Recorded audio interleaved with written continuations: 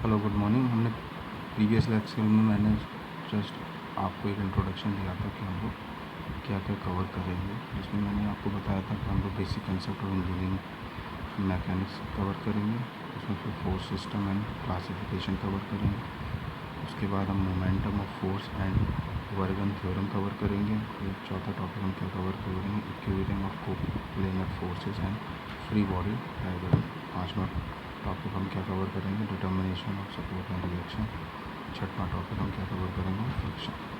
तो चलिए मैं आगे इसको डिटेल में पढ़ता हूँ।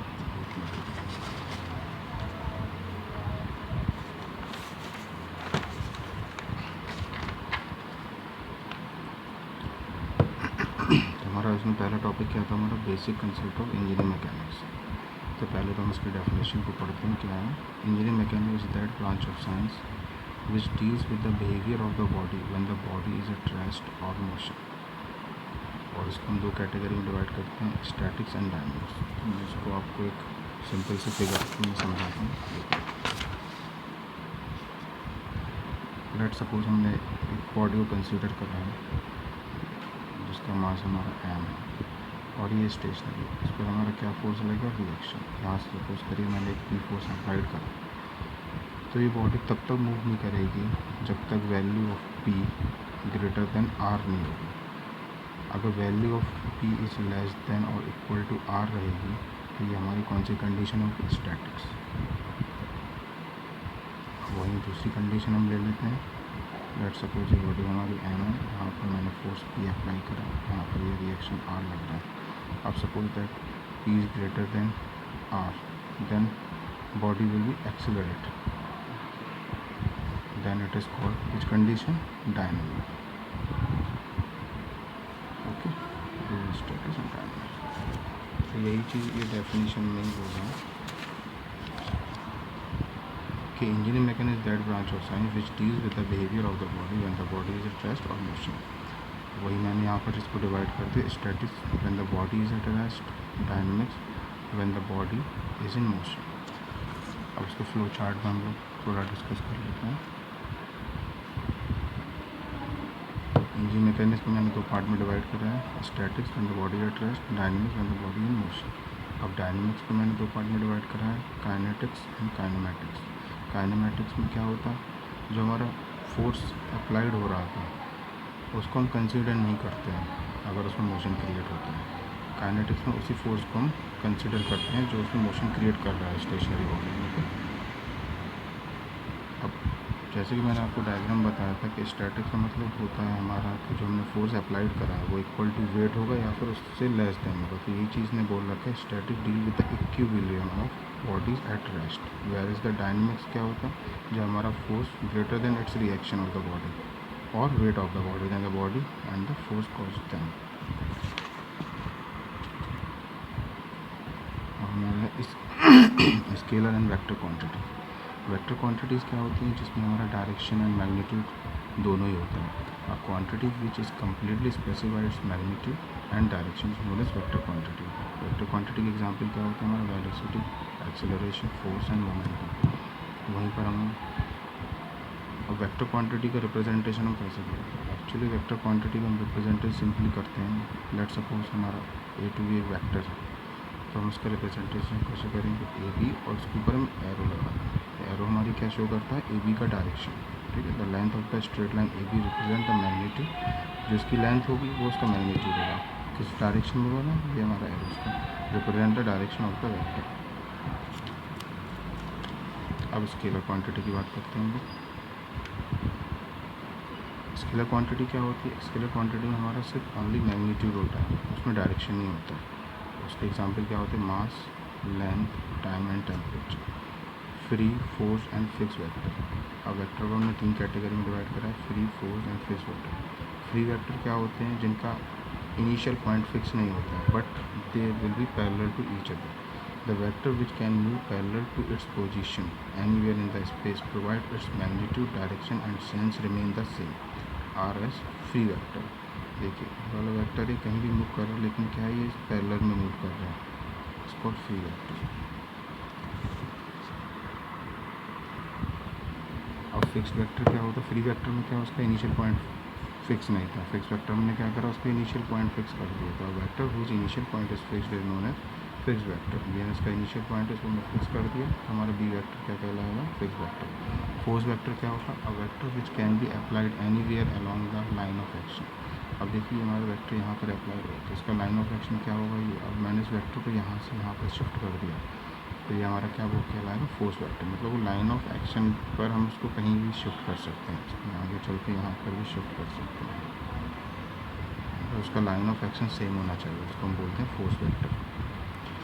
अब ये तो हमारे वेक्टर की बात हो गई। अब लेट सपोज मेरे को दो वेक्टर क्वांटिटीज़ हैं, उनका मेरे को रिजल्टेंट निकालना है, तो वो कैसे निकालते हैं, तो उसके लिए हम क्या यूज़ करते हैं, law of parallelogram. Law of parallelogram simple होता है, कुछ नहीं होता है। पैरेललोग्राम तो आपको पता ही होगा, पैरेललोग्राम क्या होता है, जिसकी टू अपोजिट साइड्स पैरेलल होती हैं। जैसे मान लीजिए पैरेललोग्राम है हमारा ए बी सी ओ, इसकी क्या है, ये वाली साइड इसके पैरेलल होगी, ये वाली साइड इसके पैरेलल। अब लेट सपोज मेरे पास दो वेक्टर हैं, ओ ए एंड ओ बी। ओ ए का मैग्नीट्यूड पी है, इसका मैग्नीट्यूड क्यू है। तो मेरे को और इन दोनों के बीच में हमारा एंगल क्या है, अल्फ़ा। अब मेरे को इसका रिजल्टेंट निकालना है, तो हमारा लॉ ऑफ पैरेललोग्राम क्या बोलता है, if two forces acting at a point be represented in magnitude and direction by two adjacent side of the parallelogram. मैंने दो वेक्टर सपोज कर लिए हैं, तो ये हमने क्या मान लिए, पैरेललोग्राम की दो एडजेसेंट साइड मान ली। देन देयर रिजल्टेंट, अब इन दोनों का जो रिजल्टेंट होगा, represented in the magnitude and direction by the diagonal. अब इनका रिजल्टेंट क्या होगा, इसकी जो पैरेललोग्राम की डायगोनल होगी वो इसका रिजल्टेंट होगा, diagonal of the parallelogram passing through that point. तो अब सपोज मैंने इसको पैरेललोग्राम के फॉर्म में ड्रॉ कर लिया, ये हमारा एक वेक्टर पी है, ये हमारा क्यू है, ओ ए ओ बी हमारे दो वेक्टर हैं, इनका resultant diagonal of the parallelogram होगा सपोज आर, उसको हमने आर से इंडिकेट कर दिया। अल्फ़ा क्या है हमारा, दोनों वेक्टर के बीच में एंगल है। थीटा क्या है हमारा, रिजल्टेंट वेक्टर का एंगल है, किससे, ओ ए से। अब मैंने इस पैरेललोग्राम पूरा कंप्लीट कर लिया, ये लाइन इसके पैरेलल ही मैंने यहाँ ड्रॉ कर दिया। अब ये अल्फ़ा एंगल है, तो ऑब्वियसली ये वाला एंगल भी हमारा अल्फ़ा होगा। मैंने इसको थोड़ा बढ़ा लिया, यहाँ से मैंने परपेंडिकुलर इस पर ड्रॉ करा, ये 90 डिग्री हो गया, ठीक है, पी एन क्यू। तो पहले तो हम इसका मैग्नीट्यूड फाइंड करेंगे रिजल्टेंट का। सो इन अ पैरेललोग्राम ओ ए सी, हमारा पैरेललोग्राम ओ ए सी, ये हमारे ट्राइंगल है, हम इसमें क्या करेंगे, ए सी पैरेलल टू ओ सी। ए सी क्या है हमारा, इसके पैरेलल होगी, ओ ए हमारे किसके पैरेलल होगी, इसके पैरेलल होगी। ओके, यही चीज़ मैंने यहाँ पर लिखा है कि O C is parallel to O B and O A is parallel to B C. So A C equal to Q. ठीक है, इस डायग्राम में मैंने ये पैरेलल, ये वेक्टर हमारा क्यू है, ये इसके पैरेलल, तो इसका भी मैग्नीट्यूड हमारा क्यू हो जाएगा। ये इसके पैरेलल है, तो इसका भी मैग्नीट्यूड हमारा पी होगा, ठीक है, ये चीज़ मैंने इसमें बोला है। अब हमने क्या सपोज मेरे पे ड्रॉ करते हैं, थोड़ा बी सी ए,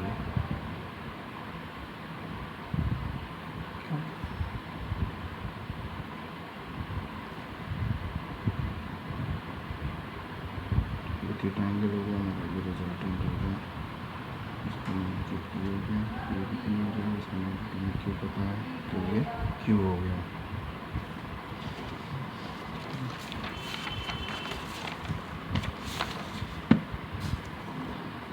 तो अब हमने कौन सा ट्रायंगल कंसीडर कर रहा है, triangle A C D.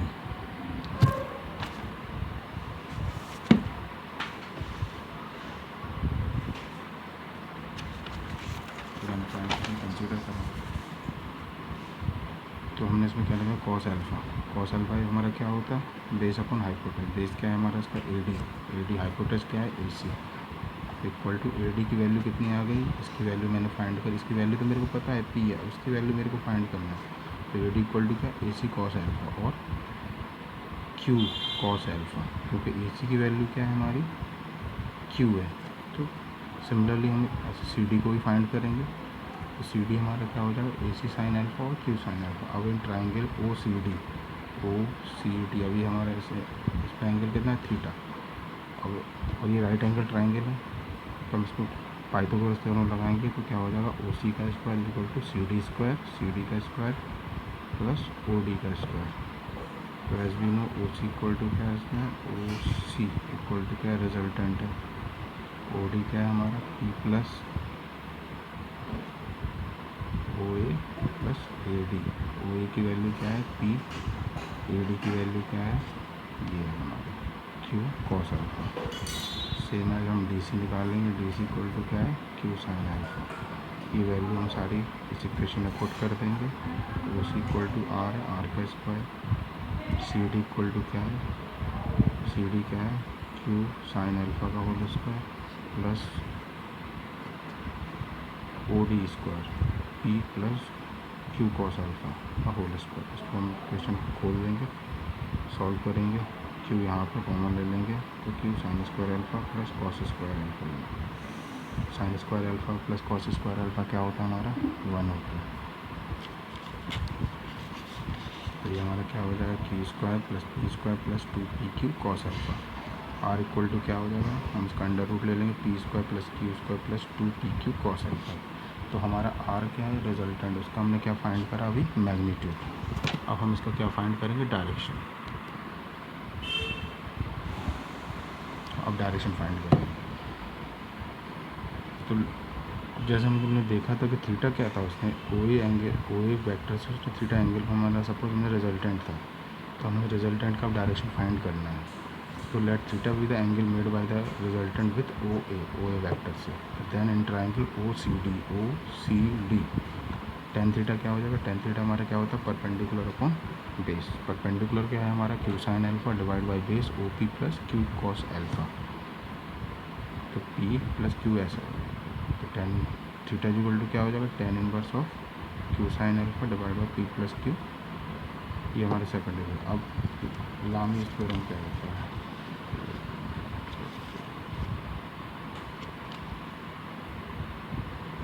Lami's theorem क्या होता है, if three forces acting at a point are in equilibrium, let consider हमारा P Q R three forces acting at the point O such that they are in equilibrium condition and angle between them क्या है, P और Q में हमारा alpha है, Q and R में beta है और आर एंड पी में गामा है। तो अकॉर्डिंग टू लामीज थ्योरम क्या हो जाएगा, हमारा फोर्स हमारा पी है, इसका एडजेसेंट एंगल क्या हो जाएगा, beta. P divide by sine beta same as Q divide by sine gamma and R divide by sine alpha. ये हमारा लामीज थ्योरम। अब इसके आगे वाले लेक्चर में हम क्या करेंगे, अपना प्रॉब्लम सॉल्व करेंगे कि हम वेक्टरों का रिजल्टेंट फाइंड कैसे करेंगे, डायरेक्शन कैसे फाइंड करेंगे और कुछ आंसर न्यूमेरिकल बनाएंगे। तो हमें मेरा आगे लेक्चर जरूर देखिएगा और ज़्यादा से ज़्यादा इसको शेयर करिएगा, क्योंकि हम लोग फ्री वीडियो ट्यूटोरियल प्रोवाइड कर रहे हैं, इसका हम लोग कोई कॉस्टिंग नहीं ले रहे हैं। जिससे ज़्यादा आप शेयर करेंगे उतना आपको ये बेनिफिट देगा। Okay, thank you for watching, bye.